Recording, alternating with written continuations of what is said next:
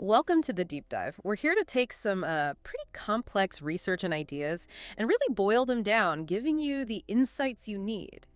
Okay, so let's unpack this thought for a second. Have you ever felt like you're doing absolutely everything for your health? Tracking the macros, doing all the workouts, sticking to this super rigid schedule, but somehow you just keep feeling more and more tired. Like maybe you're hitting those external goals, you'll look the part, but inside, you feel like you're just running on fumes. Yeah, that feeling, that kind of paradox is really at the heart of the material we're looking at today. We're going deep into this idea that, well, we spend so much time listening to everyone else, all the articles, the influencers, these strict plans, and maybe we've just forgotten how to listen to the one voice that actually counts, our own. So our mission today is to figure out why this obsession with external stuff is so exhausting and, how we can maybe get back to genuine well-being. That's exactly right. And the sources we reviewed, they propose something, well, pretty radical as a starting point. They suggest the first step towards real health might not be starting something new, like another diet or some intense fitness thing. Yeah. It might actually be about forgetting the old things we were taught about health. Forgetting. Okay, that's interesting. Yeah, we're not just talking about tweaking the usual health equation. We're really challenging it. The idea is that true well-being means we might have to reject some of these long-held societal beliefs about what healthy is supposed to look like. Instead, we're focusing on awareness. So if you've been relying heavily on, say, the scale or the mirror or that food log, we're going to explore why shifting that focus inwards, the internal awareness, might be the only way to find, a sustainable balance. Okay, let's dig into that. Segment 1, challenging the old health equation. Because we have been conditioned, haven't we, by these cultural beliefs, and it's intense. The sources really highlight how culturally we've tied health so tightly to just appearance. Health means you're skinny or you're in great shape or you've got that high muscle definition. We see that really defined physique and we just automatically assume, okay, that person must be incredibly healthy. But hang on, the sources actually push back really hard on that very assumption, don't they? They do. They argue that this focus, this chasing after a certain body shape, it's kind of the ultimate distraction, like a red herring almost. That's red herring, yeah. It pulls all our attention away from how the system our body is actually doing. The reality, they say, is that true health is simply not about body shape or how defined you look. So if it's not about looks, then what is it about, according to these sources? Well, they propose this new framework, much more holistic, built on 3 core pillars, things that aren't negotiable. They define health as this profound balance.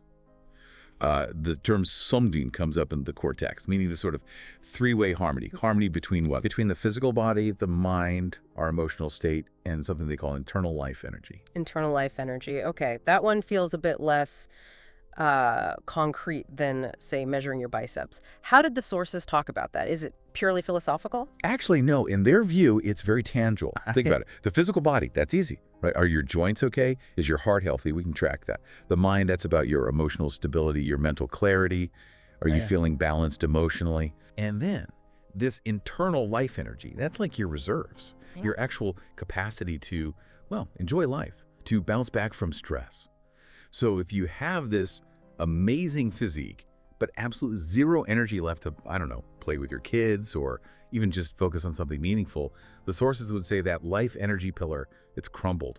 And therefore, you're not actually healthy, regardless of how you look. And that makes sense because the danger of that purely external shape-focused approach is it almost guarantees that kind of imbalance. We see it so clearly in the examples. Yeah, the material gives these really vivid pictures. Like they talk about someone who's super dedicated to restricting calories, right? But they hit this point where it backfires. On paper, maybe they're hitting their numbers, their macros are perfect, but internally, the sources describe this cascade of problems, feeling cold all the time, hair getting brittle, and crucially, they can't regulate their mood because they're just so depleted of nutrients. They're doing the rituals of health, ticking the box, but their body is basically screaming for help.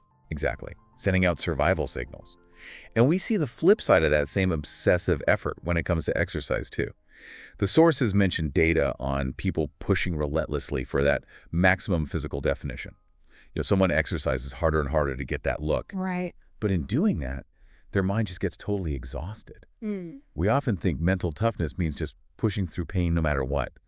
But the research cited actually showed that a surprising number of very dedicated but not elite athletes reported real anxiety, clinical levels even, and sleep problems. Wow. And it was directly tied to this fear of missing even one workout. That connects the dots so clearly, the mental exhaustion feeding the physical, and vice versa. We try too hard. We prioritize the effort, the external rules, and in doing that, we just lose sight of what health really means, which should be about this holistic strength, right? Physical, mental, and that energetic reserve, not just how we look on the outside.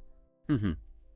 And that perfectly sets up the next big question, doesn't it? Yeah. When we see this cycle, more effort leading to more exhaustion, we have to step back. We have to look at why we're doing it. What's the motivation? Is our pursuit of health coming from a place of fear? Fear. Yeah, fear of fat, fear of getting older, fear of just not measuring up somehow? Or is it driven by something else? Yeah. Like genuine self-aware understanding of our own bodies. But wait, how do you draw the line? I mean, discipline and ambition, aren't they necessary? Lots of people would argue that sticking to a strict plan is how you get results. And that's the absolute core conflict the sources tackle head on. They're really clear on this point. Health doesn't come from fear. Fear is unsustainable. It creates internal stress. Health comes from understanding. Understanding your own unique needs, how they change, like moment to moment. Think of it this way. Discipline driven by fear. That's basically self-punishment. Discipline driven by understanding. That's self-care. It feels totally different. They really want us to get that when we make health choices based on fear, we're kind of treating our body like an enemy. Something we have to control to conquer. Right, like wrestling it into submission. Exactly. But when we act from understanding, we treat it like a partner, someone we collaborate with. That completely flips the script, doesn't it? From just rigidly following rules to, well, listening deeply. And this is where you, the listener, really need to ask yourself those key questions from the source material. It's like a listen to your body self-test, for instance. Do you eat when you're actually feeling hungry, like that, like real biological cue?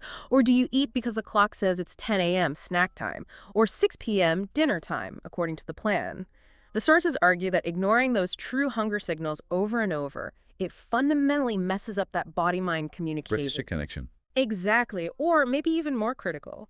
Do you rest when you are genuinely tired, feeling that deep fatigue? Or do you push yourself through it anyway? Because you're afraid. Afraid of gaining weight, maybe? Or afraid of missing a workout slot? Or, heaven forbid, disappointing your fitness tracker app? The sources insist that fear of missing just one session, often ends up costing us way more in the long run, like days of recovery. That difference between listening and fearing, it's huge for long-term health. And here's what I think is the key psychological piece from the sources, the understanding they talk about. It requires accepting that your body is fundamentally unique. You don't need to follow anyone else's path. You don't need to meet some external benchmark to feel okay, to feel valuable. Those external rules, they mostly exist to make a generic plan easy to sell, right? Yeah. They can't possibly account for your specific history, your metabolism right now, your current stress levels. That makes so much sense. Yeah. But tapping into that internal wisdom, it does require a bit of humility, you know?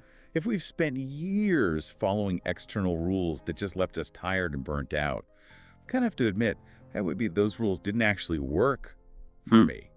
The sources suggest that maybe the very first step to getting genuinely healthy is just accepting that, hey, maybe we don't know everything about our own systems yet. Right. Admitting ignorance. Exactly. That admission saying, okay, maybe the last 5 years of doing X, Y, and Z rigidly was based on assumptions that weren't right for me. Yeah. That's the starting point. It opens the door for new learning, for developing that deep internal wisdom. Oh, okay. So let's move into that. Segment 3. The awareness advantage and practical applications. Once we take that step, once we admit we don't know it all and maybe stop blindly following those external rules, what happens then? How does the body actually communicate its needs if we haven't really been listening properly for maybe years? Well, it's interesting. When we let go of those really rigid rules, Yeah. we actually free up a ton of mental energy, right? That constant calculating, measuring, judging, it's exhausting in itself. Yeah, it really is. So the result of forgetting old beliefs, as the sources put it, is often just clarity. The body doesn't have to shout anymore through stress symptoms or chronic pain or feeling overwhelmed emotionally. It can start to just state its needs more quietly, more simply. And what do those needs typically look like? Are they complicated? That's the beautiful part. What the body genuinely asks for is usually incredibly simple. It's foundational stuff, not complex biohacking strategies. It might just be, hey, I need an extra hour of sleep tonight, because that's what your recovery actually demands. And that might mean overriding that program need to leap out of bed at 5:30 a.m. for the gym. Okay, simple needs like sleep. Or The sources also suggest it might be about nourishing those other pillars, the mind, the energy. It could be something as seemingly small as taking just 2 minutes to genuinely smile at yourself in the mirror in the morning. Smile at yourself. Yeah, just acknowledging yourself, your mind, your body, with a bit of kindness. Instead of immediately launching into scrutinizing all the flaws the external rules taught you to obsess over. That simple act of kindness, they argue, helps rebuild that relationship we were talking about earlier, the partnership with your body. Okay, so this really shifts how we define success then. It means health isn't this distant goal we have to suffer constantly to reach, not some far-off achievement that requires endless, exhausting effort. Exactly. Health fundamentally is the relationship, the ongoing conversation between us and our body, happening in every single breath we take. It's dynamic, not static. It's not like a contract with harsh penalties if you slip up. That's a great way to put it.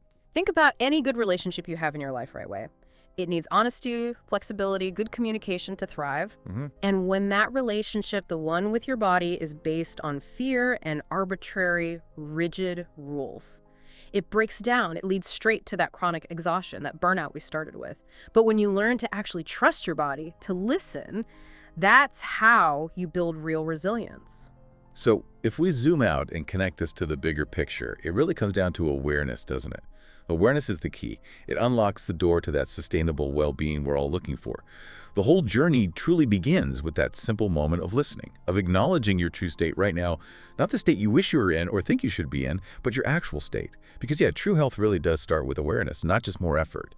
Exactly. Beautifully put. So we really want to encourage you listening right now to take this deep dive and actually try applying it.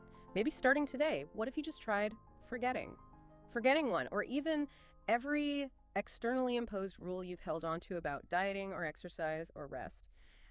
Just give yourself permission, maybe for the first time in a while, to start listening again. Listening to the voice of your own heart, your own body, and give it what it's actually asking for instead of what some article told you it needs.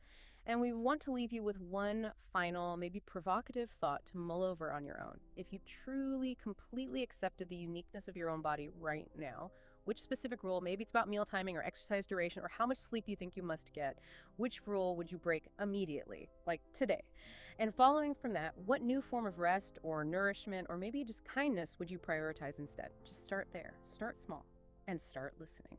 Thank you for diving in depth with us today. We'll catch you next time.